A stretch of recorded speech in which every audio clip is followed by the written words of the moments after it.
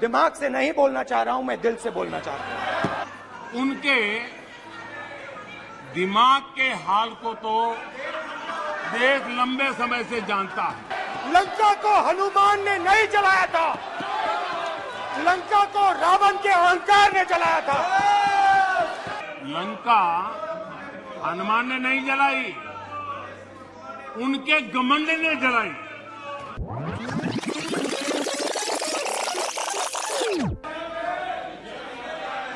रूमी ने कहा था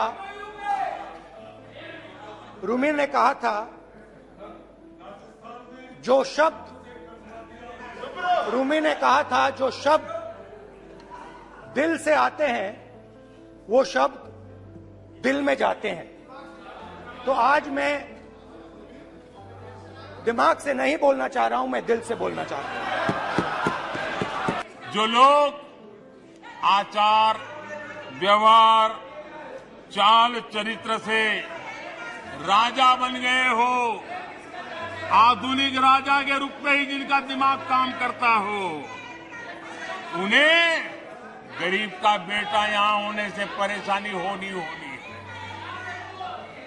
आखिर ये नामदार लोग हैं और ये कामदार लोग हैं। आदरणीय देखिए, कुछ बातें बहुत ही समय पर मुझे कहने का अवसर मिलता है। बहुत सी बातें ऐसी होती है, इत्तेफाक देखिए, ये कोई मैं तो तय करके बैठता नहीं हूं, लेकिन इत्तेफाक देखिए कल यहां दिल से बात करने की बात भी कही गई। उनके दिमाग के हाल को तो देश लंबे समय से जानता है, लेकिन अब उनके दिल का भी पता चल गया। रावण दो लोगों की सुनता था, मेघनाद और कुंभकर्ण। वैसे ही नरेंद्र मोदी दो लोगों की सुनते हैं, अमित शाह और अडानी। भाई और बहनों, लंका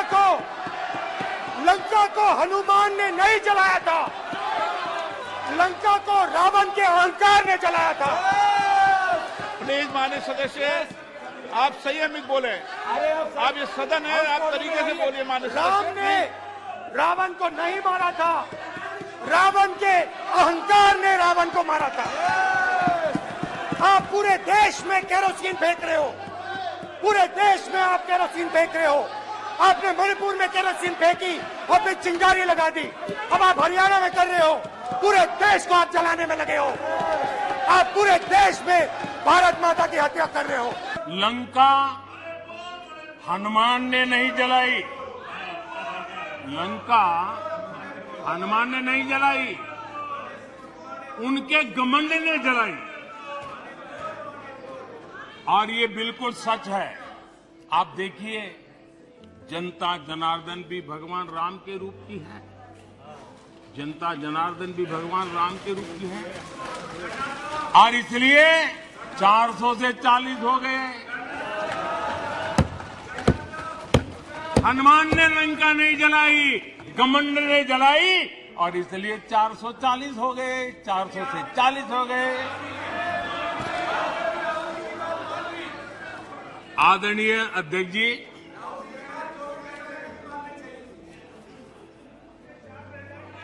सच्चाई तो ये है, देश की जनता ने दो बार 30 साल के बाद पूर्ण बहुमत की सरकार चुनी, लेकिन गरीब का बेटा यहां कैसे बैठा?